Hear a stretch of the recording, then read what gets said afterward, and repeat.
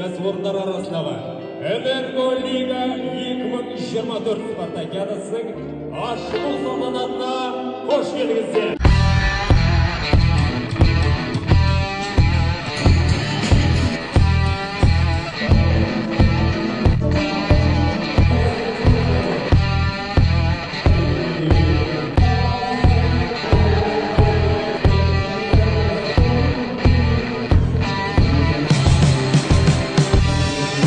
Ақтөбе қаласы әкімінің орынбасары Қуантайұлы Қайрат мырзаға беріледі. Жарысқа қатысушыларға жалынды сәлем.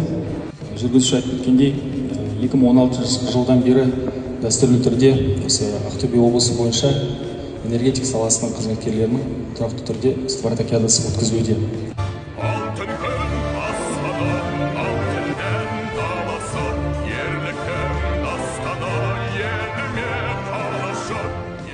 Құрметті әріптестер, ашылу салтанатымен құттықтаймын сіздерді. Честного судейства. Жылдан жылға жалғасып жатқан спартакиадамыздың ашылу салтанатына қош келдіңіздер. Жарысқа қатысушыларға сәттілік тілеймін. Туған системаға үлкен алғысым шексіз.